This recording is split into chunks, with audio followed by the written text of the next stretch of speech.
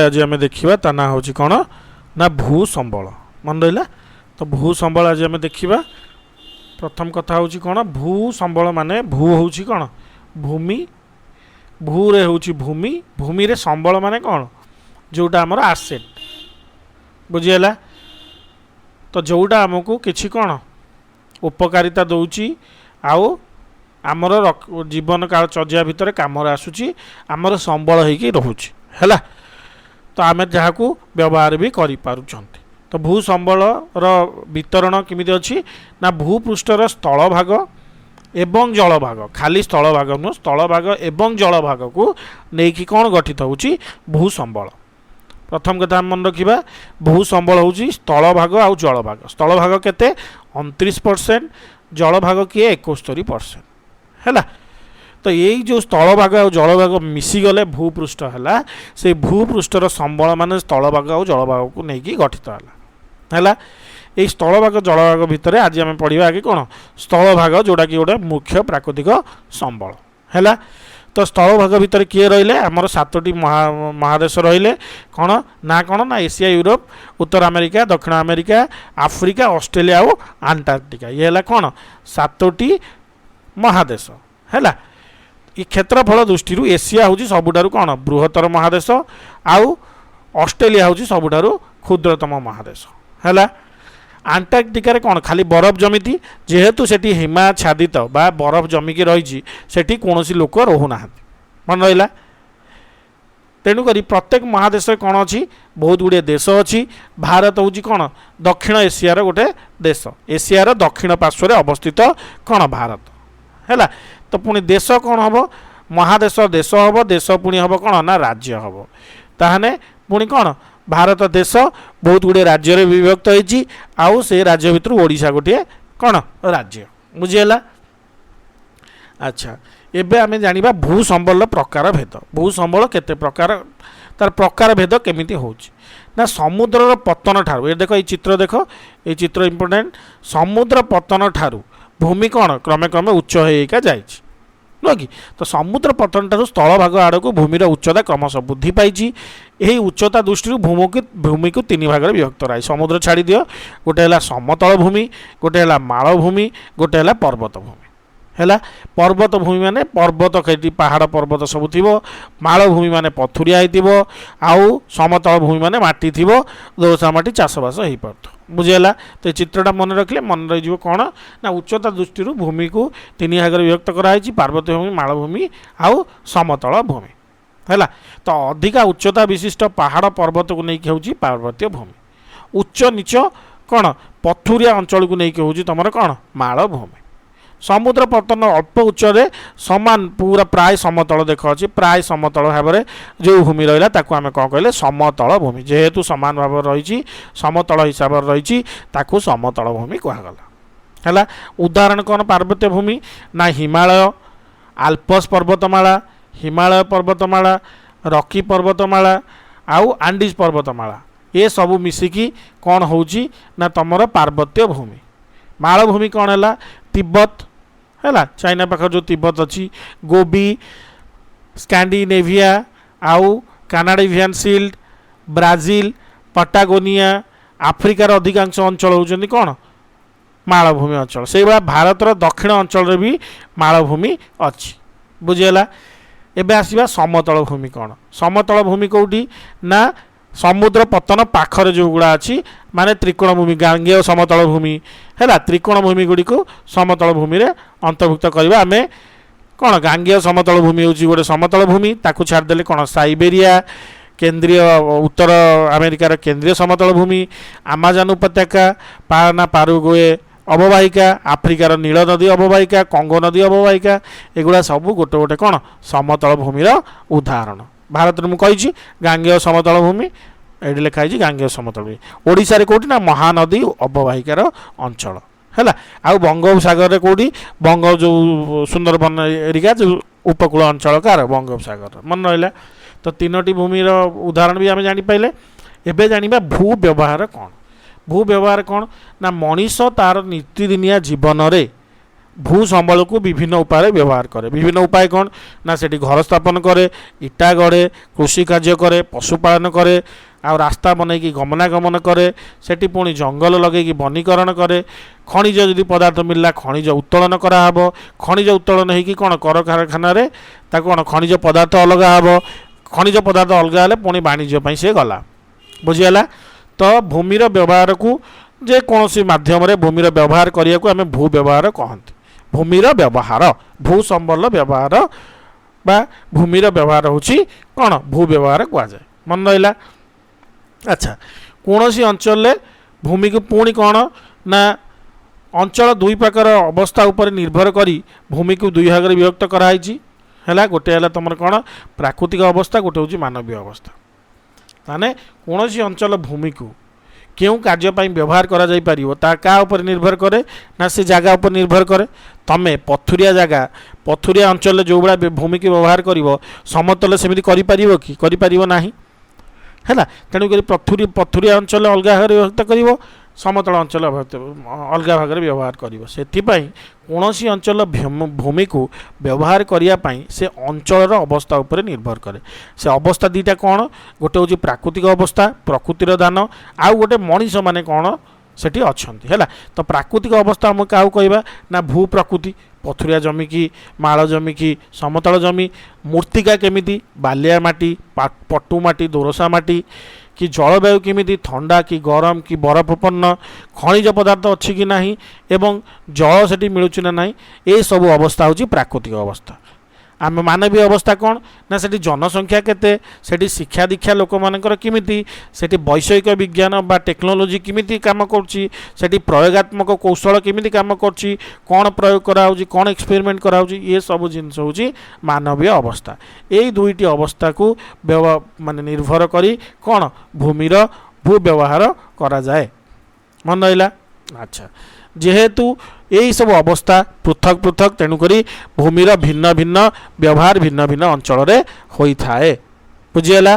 ये देख ऑस्ट्रेलिया रे एटा उदाहरण देछि। ऑस्ट्रेलिया रे 6 भाग कृषि भूमि अच्छी, 56 भाग चारण भूमि अच्छी, 14 भाग वन भूमि अच्छी, आउ लोकों पई 24 भाग अन्य जिनस अच्छी। ब्राजिल रे 9 भाग कृषि भूमि, 20 भाग चारण भूमि, 66 वन सॉरी आउ 5 भाग हूँ अन्य जिनस। बुझीगला।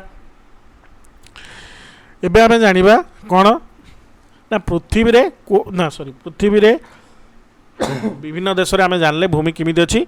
एबे देखिए भारतर कौन अवस्था ना भारत रे भूमि को मुख्यतः अरण्य भूमि, चारण भूमि, गोचर भूमि, कृषि भूमि, जनबसती कल कारखाना इत्यादि पर व्यवहार करा। अरण्य भूमि माने सेठी अरण्य थिबो, जंगल थिबो। चारण भूमि माने चारण बा गोचर माने जोठी लोक गोरु गाई लोक नुहति, गोरु गाई माने चारण करिवे बा चरिवे। कृषि भूमि माने लोक माने कृषि कार्य करिवे, जनबसती माने लोक माने बसुचंदी, कल कारखाना कोठी तयारी होछि। ता माने भारतर समुदाय भूमिर शतकड़ा 54 भाग होछि कृषि कार्य रे नियोजित। भारतर 54 भाग हूँ कृषि कार्य, 19 भाग हूँ जनबसती, मात्र 4 भाग रहा गोरु गाई चरियापाई है। केते कम जगह अच्छी देख बुझिपाइल। अच्छा, ओडिशा रे सेही भली 47 भाग हूँ कृषि कार्य, 16 भाग हूँ भूमि जनबसती, 5 भाग मात्र रहा चारण भूमि पाई ओ गोचर भूमि एवं 32 भाग हूँ अरण्य। 32 भाग आमर अरण्य माने वाइल्ड जो एनवायरनमेंट जो प्रोटेक्शन जो माने अच्छी हिसाब से 30% अधिका रहा कथा, 33% रहा कथा। आमर पाखापाखि 32 भाग जमी अरण्य अच्छी है। अच्छा, ताहने आजिकल जनसंख्या वृद्धि द्वारा भूमिर चाउदा बढ़ला, लोक मैंने सब जमी किणिकी सहर रही। बुझीगला।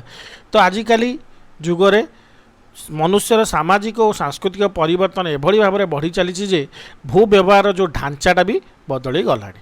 सहरांचल लोक मैंने कौन कर सर्वसाधारण व्यवहार करुवा जमी को जबरदखल करी कौन कर बिल्डिंग बने दौरान, सोसाइटी बनूची, बिल्डिंग बड़ बड़ बनूची, आपार्टमेंट बनूची। ग्रामांचल कौन कर सर्वसाधारण व्यवहार करुवा स्थान को से जमी करदे चाषबास करने। बुझीगला। ମାନେ ପଡ଼ିଆ ଆଜି ଦେଖିଥିବ ଛୁଆ ଗୋଟେ ପଡ଼ିଆରେ ଖେଳୁଥିବ କିନ୍ତୁ ତାକୁ ଧୀରେ ଧୀରେ ପାଖ ଜମିବାଲା ତାକୁ ଅକ୍ତିଆର କରି କରି ତାକୁ ନିଜର କାବୁ କରିସାରିଲେ ନାହିଁ। ବୁଝିଗଲା। ରାସ୍ତାଘାଟ ଓ ଘର ବାଡ଼ି ପାଇଁ କ'ଣ ଅଧିକରୁ ଅଧିକ ଭୂମି ସେମାନେ ବ୍ୟବହାର ହେଉଛି। ଏହିପରି କ'ଣ ମାନବ କାରଣରୁ ବହୁତ ଗୁଡ଼ିଏ ଜମିର କ୍ଷୟକ୍ଷତି ହେଲାଣି। ବୁଝିହେଲା। ତ କାଲି ଦେଖିଥିବ ଗାଁ ଥିବ ଆଜି ତାର ପରିବର୍ତ୍ତନ ହେଇକି ସେ ସହର ବି ଗଠିତ ମାନେ ସହରରେ ବଦଳି ଗଲାଣି। ବୁଝିଲ। ତ ଭୂ ବ୍ୟବହାର ସମୟ କ୍ରମେ କେମିତି ପରିବର୍ତ୍ତନ, ପ୍ରଥମେ ବହୁତ କ'ଣ ଜଙ୍ଗଲ ଫଙ୍ଗଲ ଥିଲା, ତାପରେ ଧୀରେ ଧୀରେ ଚାଷବାସ ଜମିରେ ହେଲା, ତାପରେ ସହର ଛୋଟ ସହର ହେଲା, ଛୋଟ ସହର ପୁଣି ବଡ଼ ସହର ହେଲା। ତାହେଲେ ଭୂମିର ଅବକ୍ଷୟ କେମିତି କ'ଣ ବହୁତ ଜୋରରେ ହେଇପାରୁଛି। ତ ଯେହେତୁ ଭୂମିର ଅବକ୍ଷୟ ହେଉଛି ତ ଆମର ଭୂ ସମ୍ବଳ ସଂରକ୍ଷଣ କରିବା ନିହାତି ଜରୁରୀ। ତ ସଭ୍ୟତା ବିକାଶ ସହିତ ଭୂ ସମ୍ବଳ ବ୍ୟବହାର ଦିନକୁ ଦିନ ଆମର ବଢ଼ି ଚାଲିଛି। ଫଳରେ ବ୍ୟବହାର ଉପଯୋଗୀ ଭୂମିର ଆୟତନ ଅଧିକରୁ ଅଧିକ ବୃଦ୍ଧି ହେବା ଆବଶ୍ୟକ ହେଉଅଛି। କିନ୍ତୁ ଭୂମିର ଅବକ୍ଷୟ ଫଳରେ ଭୂ ସମ୍ବଳ ଆୟତନ ଦିନକୁ ଦିନ କମୁଛି। ତ ଭୂମିର ଯେତେବେଳେ ଅବକ୍ଷୟ ହେଇଯାଉଛି, ଭୂମି ଅବକ୍ଷୟ ଆମେ ତଳେ ପଢ଼ିବା କାହିଁକି ହୁଏ। ତ ଭୂମିର ଅବକ୍ଷୟ କ'ଣ ଫଳରେ ଭୂ ସମ୍ବଳ ଆୟତନ ଦିନକୁ ଦିନ କମିବାରେ ଲାଗିଛି। କିନ୍ତୁ ଡିମାଣ୍ଡ ଅଧିକା ଅଛି, କିନ୍ତୁ ଆକ୍ଚୁଆଲି କ'ଣ ଯେଉଁ କାମ ହେବା କଥା ସେଇଟା ହେଉନି। ଭୂମିର ଆମେ ରକ୍ଷଣାବେକ୍ଷଣ କରୁନାହାନ୍ତି। ତ ଭୂମିର ଅବକ୍ଷୟ ଫଳରେ ଭୂ ସମ୍ବଳ ଆୟତନ ଧୀରେ ଧୀରେ କମୁଛି। ସେଥିପାଇଁ ଭୂମିକୁ ଅବକ୍ଷୟ ରଖିବା ପାଇଁ ନିହାତି ଜରୁରୀ। ତ ଏଇଠୁ ଗୋଟେ କ୍ୱେଶ୍ଚନ୍ ଆସିବ ଯେ କି ଭୂ ସଂରକ୍ଷଣ କାହିଁକି ଦରକାର। ନା ଆମେ କହିବା ଯେ କି ଆମର ଯେହେତୁ ଭୂ ସମ୍ବଳ ବ୍ୟବହାରର ଚାହିଦା ଦିନକୁ ଦିନ ବଢ଼ୁଛି, କାରଣ ବିକାଶଶୀଳ ଦେଶ ହେବାକୁ ଯାଉଛି। ତ ବିକାଶମୁଖୀ ହେଉଛି ଦେଶଗୁଡ଼ିକୁ, ଆୟତନ ବଢ଼ିବା ଦରକାର। କିନ୍ତୁ ଯେହେତୁ ଭୂ ଅବକ୍ଷୟ ହେଉଛି ସେଥିପାଇଁ ଭୂ ସମ୍ବଳ ଆୟତନ କମିଯାଉଛି। ତେଣୁକରି ଭୂ ସମ୍ପତ୍ତିର ଆବଶ୍ୟକ ସ୍ଥଳେ କ'ଣ ସଂରକ୍ଷଣ କରିବା ଉଚିତ। ତାହେଲେ ସେଥିପାଇଁ ଆମର କ'ଣ ପଦକ୍ଷେପ ନେବା ଦରକାର ନା ଭୂମି ପାର୍ବତ୍ୟ ଭୂମି ତୀଖ ଗଡ଼ାଣିଆ ଅଞ୍ଚଳରେ ଶକ୍ତ କାଠର ବୃକ୍ଷରୋପଣ କିମ୍ବା ପଥରରେ କାନ୍ଥ ନିର୍ମାଣ କରାଗଲେ ଭୂମି ଆଉ ଧସିବା ହ୍ରାସ ପାଇବ ଓ ଗଡ଼ାଣିଆ ଅଞ୍ଚଳ ସୁରକ୍ଷିତ ରହିବ। ତୁମେ ଜାଣିଛ ଯେତେବେଳେ ଟିକିଏ ବର୍ଷା ହେଇଯିବ କେଉଁଠି ଉତ୍ତରାଖଣ୍ଡ ଅଞ୍ଚଳରେ, ଉତ୍ତରାଖଣ୍ଡ ଯେଉଁଟା ପାହାଡ଼ିଆ ଅଞ୍ଚଳରେ, ସେଠି କ'ଣ କରିବ ନା ପଥର ଧସିବ। ସେଇ ଧସିବାକୁ ରୋକିବା ପାଇଁ ଆମେ କ'ଣ କରିବା ନା ପଥରରେ କାନ୍ଥ ନିର୍ମାଣ କରିବା ବା କ'ଣ ଗଡ଼ାଣିଆ ରାସ୍ତାରେ ଶକ୍ତ କାଠର ବୃକ୍ଷରୋପଣ କରିବା ଦରକାର ହେଲା। ଯାହାଫଳରେ କି କ'ଣ ଆଉ ଭୂମି ଧସିବ ନାହିଁ। ପ୍ରଥମ କଥା ଏଠି। ଆଚ୍ଛା, ଦ୍ୱିତୀୟ ହେଉଛି ପର୍ବତ ଗଣାଣି ଗୁଡ଼ିକରେ ଭୂସ୍ଖଳନ ଘଟିବାର ପ୍ରଧାନ କାରଣ ହେଉଛି ବୃଷ୍ଟି ଜଳ। କାରଣ ଯଦି ଫାଟ ଥିବ ବୃଷ୍ଟି ପାଣି ସେପଟେ ପଶି ତାକୁ ଆହୁରି ବେଶୀ ଫଟେଇବ। ତ ବୃଷ୍ଟି ଜଳକୁ ନାଳ ଦ୍ୱାରା ନିମ୍ନ ଅଞ୍ଚଳକୁ ନିଷ୍କାସିତ କରିବାର ବ୍ୟବସ୍ଥା କଲେ ଭୂସ୍ଖଳନ ହ୍ରାସ ପାଇବ। ଏଇଟା ଦ୍ୱିତୀୟ କାରଣ। ତୃତୀୟ କ'ଣ ନା ନଦୀର ବକ୍ର ସ୍ଥାନ ମାନଙ୍କରେ ବୁରୁଜ ନିର୍ମାଣ, ମାନେ ଛୋଟ ବନ୍ଧ ବୁରୁଜ କହନ୍ତି ତାକୁ, ନିର୍ମାଣ କଲେ ନଦୀ ସ୍ରୋତର ବେଗ ହ୍ରାସ ପାଇ ନଦୀ ପାର୍ଶ୍ୱରୁ ଅତଡ଼ା ଖସିବ ନାହିଁ। ହେଲା, ଯେଉଁ ନଦୀ ବକ୍ର ମାନଙ୍କ ନଦୀ ଏମିତି ଆସିଲା ଏଇଠି ବଙ୍କିଛି, ବୈତରଣୀ ନଦୀ କଥା ମନେକର ଏଇଠି ବଙ୍କିଛି, ଯାଜପୁର ପାଖରେ ସେ ବଙ୍କିଛି। ତ ଯଦି ଆମେ ଏଇ ଜାଗାରେ କ'ଣ ସ୍ରୋତଟା ପ୍ରଖର ହେବ, କାରଣ ଏମିତି ବଙ୍କିକି ଗଲା ତ ଏଇଠି ଏଇ ପାଖରେ ସେ ମାଡ଼ ହେଉଛି ନା ନାଇଁ, ଯେଉଁ ଅତଡ଼ା କହୁଛନ୍ତି ମାନେ ଏଠି ମାଟି ଭାଗଟା। ତ ଏ ଜାଗା ଯେହେତୁ ଜୋରରେ ପ୍ରବାହ ହେଉଛି, ଏ ଧୀରେ ଧୀରେ ଏଟାକୁ କ'ଣ କ୍ଷୟକ୍ଷତି କରିବ। ସେଥିପାଇଁ ଏଠି ଆମେ ସ୍ପର ନିର୍ମାଣ କରିବା ଜରୁରୀ ବା ବୁରୁଜ, ଏ ପାଖରେ ବୁରୁଜ ନିର୍ମାଣ କରିଦେଲେ କ'ଣ ପାଣିର ସ୍ରୋତକୁ ହ୍ରାସ କରି ଧୀରେ ଧୀରେ ଛାଡ଼ିଲେ ସେ ଆଉ ପାଖରେ ଅତଡ଼ା ଖସେଇବ ନାହିଁ। ହେଲା। ଚତୁର୍ଥ ପଏଣ୍ଟ କ'ଣ, ସମୁଦ୍ର ଉପକୂଳରେ ଲୁଣା ଜଙ୍ଗଲକୁ କ୍ଷୟ ନକରି ବାଲୁକା ଶଯ୍ୟାରେ ଝାଉଁବଣ ସୃଷ୍ଟି କରାଯାଏ। ତୁମେ ଯଦି ପୁରୀ ଯିବ ତୁମେ ଦେଖିବ ଗୋପାଳପୁର, ପୁରୀ ଏସବୁ ଝାଉଁବଣ ସୃଷ୍ଟି କରାଯାଇଛି। ଝାଉଁବଣ ସୃଷ୍ଟି କଲେ କ'ଣ ମୃତ୍ତିର ଆଉ ମାନେ ମୃତ୍ତିକା ଆଉ କ୍ଷୟକ୍ଷତି ହେବନି ସମୁଦ୍ର ଦ୍ୱାରା। ହେଲା। ତାପରେ କେତେଟା ପଏଣ୍ଟ ଗଲା, ଏଇଟା ଯାଇଥିଲା ଆମର ଚତୁର୍ଥ ପଏଣ୍ଟ। ଏବେ ପଞ୍ଚମ ପଏଣ୍ଟ କ'ଣ ନା ବନଭୂମିର ସୁରକ୍ଷା ସଂରକ୍ଷିତ କରି କ୍ଷୟପ୍ରାପ୍ତ ବନଭୂମିରେ ନୂତନ ବନୀକରଣ କରାଯିବ। ସବୁଠାରୁ ଇମ୍ପୋର୍ଟାଣ୍ଟ କଥା ହେଉଛି ବନୀକରଣ କରିବା ଦରକାର। ଗଛ ଲଗାଇବ, ଗଛ ନ ଲଗାଇଲେ କିଛି ହେଇପାରିବ ନାହିଁ। ଯେଉଁଠି ଟାଙ୍ଗରା ଭୂମି ଅଛି ସେଥିରେ ବୃକ୍ଷରୋପଣ କଲେ ବୃଷ୍ଟି ଜଳ ଗଡ଼ି ନଯାଇ କ'ଣ ଭୂତଳ ଜଳରେ ପରିଣତ ହେଇ ପାଣି ଭିତରେ ରହିବ। ତାହେଲେ ଗଛର ଚେର ଦ୍ୱାରା ପାଣି କ'ଣ ଯାଇକି ଭୂତଳ ଜଳ ହେଇକି ସଂରକ୍ଷଣ ରହିଥାଏ। ତେଣୁକରି ପ୍ରଥମ କଥା ଗଛ ଲଗାଇଲେ ତ ମୃତ୍ତିକା କ୍ଷୟ ହେବନି, ପାଣି ବି ବର୍ଷା ଜଳ ବି ସଂରକ୍ଷଣ ହେଇକି ରହିବ। ହେଲା। ଷଷ୍ଠ କଥା କ'ଣ, ଚାରଣ ଭୂମି ଗୁଡ଼ିକରେ ପଶୁ ଚାରଣକୁ ଅବାଧ ନକରି ନିୟନ୍ତ୍ରିତ କଲେ ଭୂକ୍ଷୟ ହ୍ରାସ ପାଇବ। ताने चारण भूमि में डायरेक्ट कहबनी ना पशु खाइबे पशु न खाइले पुणी रहिबे कौन अल्प खाइबे माने जदि 10टा लोक खाइबार थी 10 जन जीवे तुम से 20टा गाई छाड़ ना बुझीगला एगुड़िक बहुत इंपोर्टाट कथा तैयारी केमिति होउची ताकू को प्रक्रिया तैयारी होउची चुन्नी भवन प्रक्रिया चुन्नी भवन प्रक्रिया रे मूर्तिका आमर तैयारी होउची तामाने भूपृष्ठर उन्मुक्त शिला फास्ट कौन हम उत्ताप पाइब उत्तापर पर्यायक्रमिक वृद्धि आउ ह्रास तापर कारकर प्रभाव कारक कौन वृष्टि जल है कुहुड़ी एगुड़ी हूँ कारक कौन हम ना उद्भिद और प्राणी एवं मनुष्य मान द्वारा खंड विखंडित हो क्षुद्र क्षुद्र रेणु रे परिणत हवा प्रक्रिया को कौन कह चुन्नी भवन ताने बड़ उन्मुक्त शिला थिला फास्ट कौन है ना खरा द्वारा आम जानिले चुन्नी भवन प्रक्रिया कौन होची ना मूर्तिका तैयारी होची तो मूर्तिका प्रथम मुझे कौन कहली गोटे शिलाटी थी है पहाड़ पर्वतर शिला रहा पर्वत शिला रहा शिला कौन हो फास्ट उत्तापर कौन ह्रास वृद्धि घटो माने खरा बेले गरम है राति ठंडा है जहाँफल कौन हम गरम हेले संप्रसारण है आउ ठंडा हेले कौन है संकुचित है संप्रसारण संकुचित एमती हो कालक्रमे कौन हम आदि गोटे फाट सृष्टि है यही फाटर कौन हम वर्षा जल पड़ा वर्षा जल बा पवन जहाँ सब कारक है सेगुड़ी आ भितर पशिला छिद्र छिद्र पड़े कौन आहरी कणाटा आहरी बड़ है फाटिला जहाँफल कि ये चूनाटा कौन खंड विखंडित होगी तल आड़ को गड़िला जो तल आड़ गला परस्पर भितर पिटिले पिटिवा द्वारा आहरी छोट छोट छोट छोट है पुणी आसी कौन तल भाग पड़े तल भाग पड़ा द्वारा को उद्भिद चेर बाजिला कि मनीषटा उठे फोपाड़ू जहाँद्वारा हो सी कालक्रमे पुणी चूर्णीभूत हो रेणु परिणत है चूर्णी भवन प्रक्रिया कहगला है ये चुन्नी भवन प्रक्रिया रे मूर्तिका बा मूर्तिका शिला क्या सृष्टि है पत्थर सृष्टि है तो विभिन्न शिलार क्षयजात सूक्ष्म रेणुगुड़िक जल वायु क्षयजात जैवांश माने जीवर अंश है ओ खनिज सहित मिसी भूमिर उपर भागरे जो पतला स्तरटी सृष्टि करती आम कौन कह मूर्तिका कह बुझीगला ताने ये जो चुन्नी भवन प्रक्रिया रे जो क्षुद्र रेणुगुड़िक सृष्टि है से कौन जल वायु क्षयजात जैवांश और खनिज लवण सहित मिसी गोटे पतला सरते सृष्टि कला आम मूर्तिका कहले एवं मन रहा मूर्तिका कथा पूरा क्लीयरली केमी मूर्तिका सृष्टि है चुन्नी भवन प्रक्रिया रे चुन्नी भवन क्या कहुए सब आम जानले एवं जाना मूर्तिका गठन नियमक तामाने मूर्तिका गठन को किए नियम नियंत्रण करे जहाँ जो नियम द्वारा यहाँ कौन तैयारी है तो मूर्तिका जो प्राथमिक शिलार सृष्टि हुए से या कहुए कौन प्राथमिक शिला है तो मन रख तो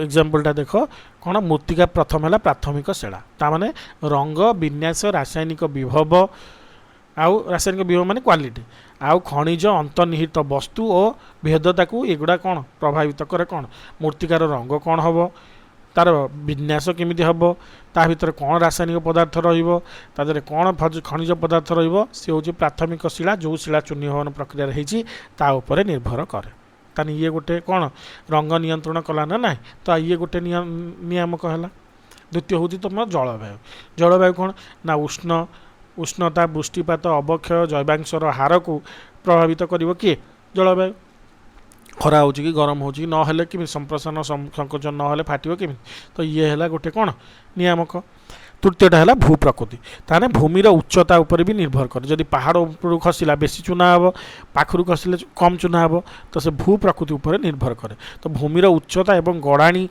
मूर्तिकार संचय को प्रभावित करे ताने एटा गला है तृतीय नियमक पुणी कौन हो गला ना उद्भिद और प्राणी और सूक्ष्माति सूक्ष्म जीव जो मानक जैवांश कौन मिसिकी मूर्तिका है तार अनुपात उपर निर्भर करे जैवांशर अनुपात ताने ये गोटे जैवांशर अनुपात नियंत्रण कर ये गोटे कौन जैवांश अनुपात नियामक अच्छा पंचमटा कौन है समय कारण मूर्तिका तैयारी हवा सांगे सांगे होनी वर्ष वर्ष धरी लगी जाए तो समय हिसाब से मूर्तिका कौन आहरी मोटारू मोटा हम बेसी माने कौन जैवांश मिसिब बेसी क्षयजात जैवांश मिसिला बेसी खनिज मिसिला तो समय हिसाब से मूर्तिकार बहलता कौन बढ़ी चले तो सी से प्रभावित करे तो क्वेश्चन आसपे मूर्तिकार कौन नियमक से प्रभाव कौन यही चित्र करदेव बास ताकू टे बढ़े लिखिदेव है अच्छा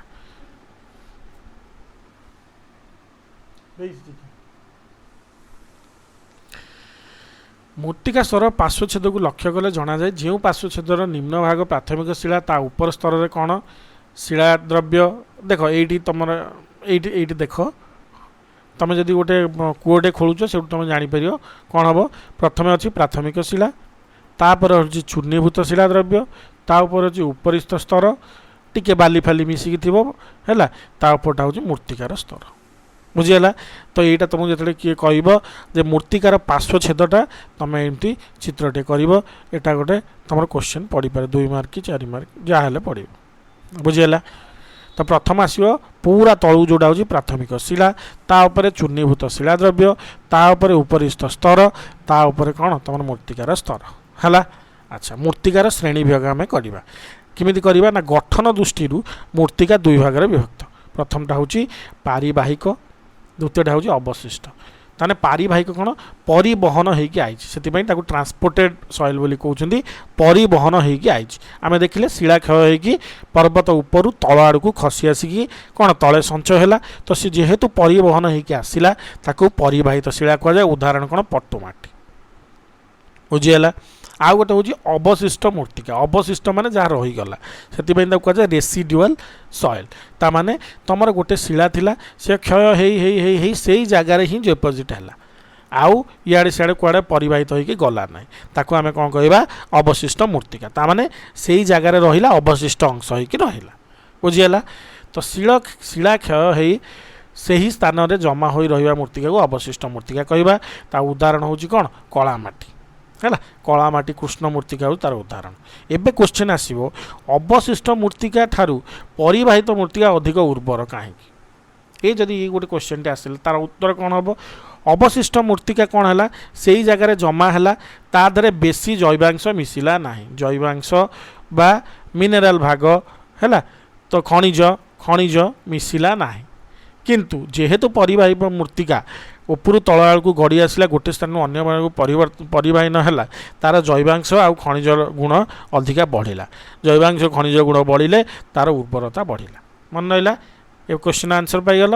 ଆଚ୍ଛା, ଏବେ ଦେଖିବା କ୍ଷୟଜାତ ରେଣୁର ଆକାର ଓ ପରିମାଣକୁ ବିଚାର କରି ତୁମର ଯେଉଁ କ୍ଷୟଜାତ ରେଣୁ ଯେଉଁ ସୃଷ୍ଟି ହେଲା ଚୂର୍ଣ୍ଣୀଭବନ ପ୍ରକ୍ରିୟାରେ, ତା'ର ପରିମାଣ ଓ ଆକାରକୁ ବ୍ୟବହାର କରି ଆମେ 4 ପ୍ରକାର କ'ଣ ମୂର୍ତ୍ତିକା ପାଇପାରିବା। ବୁଝିହେଲା? ପ୍ରଥମଟା ହେଲା କ'ଣ ପଟୁ, ବାଲିଆ, ଦୋରସା, ମୋଟାଳ। ବାଲିଆ ମାନେ ଏଠି ବାଲି ଭାଗ ଅଧିକା ଥିବ ହେଲା, ପଟୁ ମାନେ ପଟୁ ଭାଗ ଅଧିକା ଥିବ, ପଙ୍କୁଆ ଭାଗ ପଟୁ ଭାଗ। ଦୋରସା ମାନେ କ'ଣ ନା ଯେଉଁଥିରେ ବାଲି ଆଉ ପଟୁ 50% ଥିବ, ବାଲି ଥିବ 50% ଆଉ ପଟୁ ଥିବ 50%। ମୋଟାଳ କ'ଣ ନା ଯେଉଁଠି ପଟୁ ଅଂଶ ଟିକେ କମ୍ ଥିବ କିନ୍ତୁ ରେଣୁ ଅଂଶ ଟିକେ ଅଧିକା ଥିବ। ବୁଝିହେଲା? ତାକୁ ଆମେ ଏଇ ଡିଟେଲରେ ପଢ଼ିଦେବା। କ'ଣ ନା ବାଲିର ପରିମାଣ ବେଶୀ ଆଉ କମ୍ ପରିମାଣରେ ପଟୁ ଥାଏ କେଉଁଠି ବାଲିଆ ମାଟିରେ। ପଟୁ ମାଟିରେ କ'ଣ ଅତି ମାତ୍ରାର ସୂକ୍ଷ୍ମ ଶିଳା ରେଣୁ ସହିତ ଜୈବାଂଶ ମିଶି କରିଥାଏ, ତେଣୁକରି ପଟୁଟା ଉର୍ବର ଥାଏ। ବାଲି ଓ ପଟୁ ସମ ପରିମାଣ 50-50 ଥିଲେ ଦୋରସା ମାଟି ହେଲା। ଅତି ସୂକ୍ଷ୍ମ କଣିକା ଶିଳା ରେଣୁର ପରିମାଣ ଅଧିକା ହେବ, କିନ୍ତୁ ପଟୁ କମ୍ ହେଲେ ମୋଟାଳ ମାଟି ହେଲା। ବୁଝିହେଲା? 4ଟା ମାଟି ଆମେ ବୁଝିଲେ। କ'ଣ ନା ଚୂର୍ଣ୍ଣୀଭୂତ ଶିଳା ଯେଉଁ ତା'ର ଆକାର ଆଉ ତା ପରିମାଣ ହିସାବରେ ହେଲା। ବୁଝିହେଲା?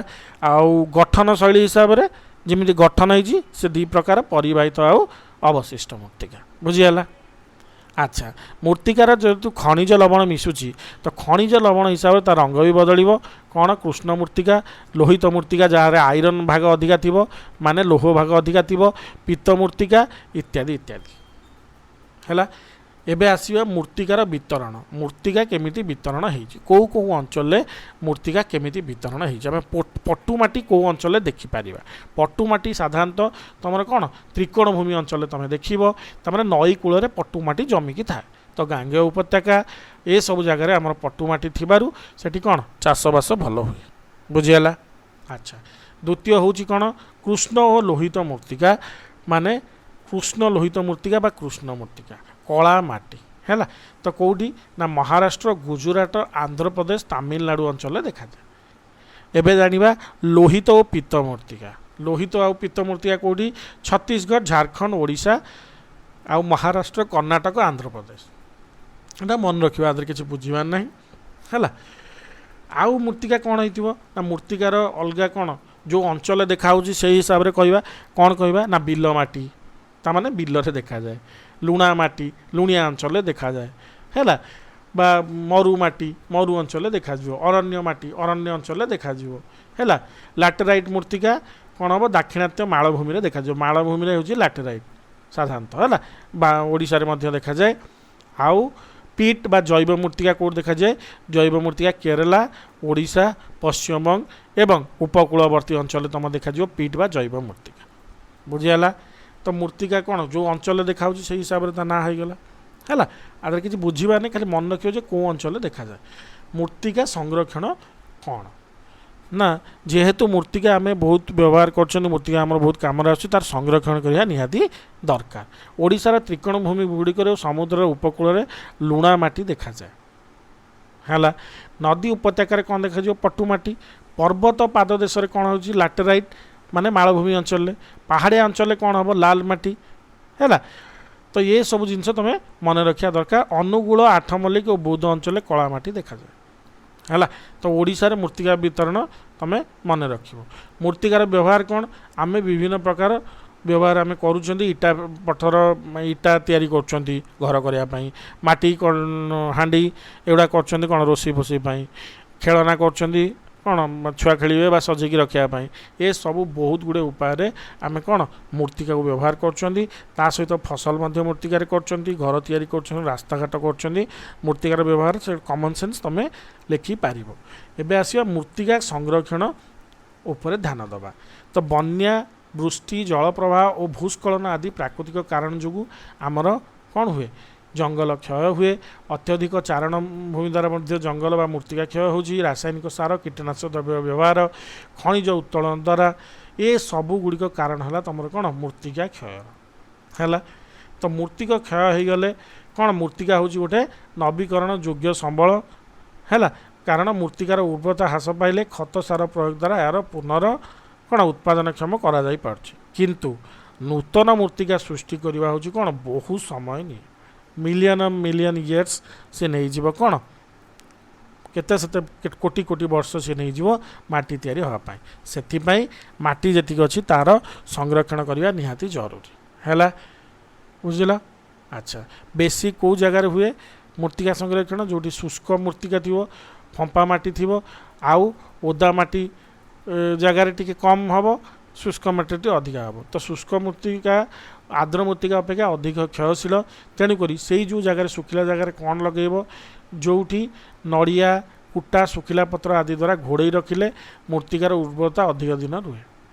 है तेणुक उद्भिद उद्भिद और उद्भिद मध्य शून्य स्थान को शुष्क उद्भिद यथा नड़िया कोटा द्वारा घोड़े रखिले कौन हम मूर्तिका संरक्षण कम मूर्तिका क्षय कम हम है ताने मूर्तिकार आर्द्रता रहिला शुष्क है ना बुझीगला ताने तार अर्थ हूँ गोटे नड़िया गछ ना गोटे गछ अच्छी ये गोटे गछ अच्छी ये सब मझी गैप्रे नड़िया कुटारे घोड़े रख जहाँफल कि आर्द्रता पाणीपागटा धरिकी रख है अच्छा समान उच्चता विशिष्ट स्थान गुड़िक गोड़ी माटी घास आदि द्वारा करा जाइथिबा प्रतिबंधक हुड़ा बंध द्वारा जोग करिवो सेई हुड़ा है हुड़ा सामने नाली रखिले जल से नाली मध्य संरक्षित हो फल जलर प्रभाव सृष्टि न हो मूर्तिका क्षय निरोध हो पार है ताहने तुम जो बिल गुड़िक सामान उच्चता स्थान गुड़िक कौन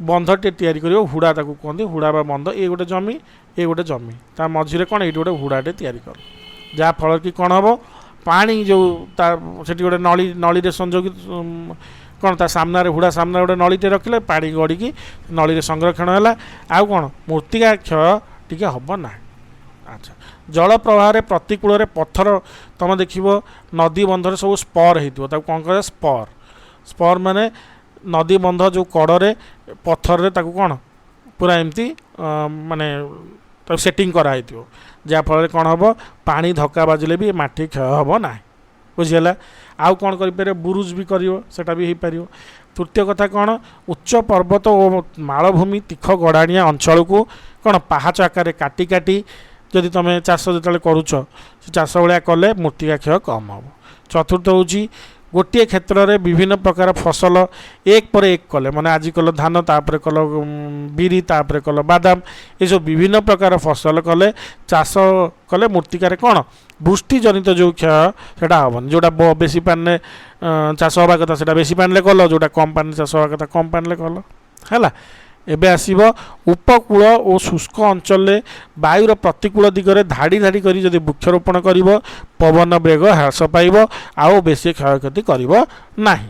तापर आमे जानते पशुचारण को पूरा बंद करनी नियंत्रण भाव कले कौन हम ना से जो पड़िया गुड़िक घास रहिबो जाफल कि सेठी भी मूर्तिका क्षय हम ना ये सब जिनस गुड़िक कौन ध्यान दे करिया दरकार। शेष पॉइंट कौन हम ना रासायनिक सार और कीटनाशक द्रव्य द्वारा कौन होची मूर्तिकार कर ह्यूमस नष्ट होची हैला तार से तुम कौन कम परिमाण व्यवहार करिवो नियंत्रण परिमाण व्यवहार कले मूर्तिकार कौन माने क्षयटा आम रोकीपर यही सब कारण द्वारा मूर्तिकार कौन आम क्षयटा रखिपर आउ आमर निजर जो परोक्ष हित साधन करिपर बुझीगला। तो आज आम पढ़ीदे कौन ना मूर्तिका संबल उपरे आउ रहिला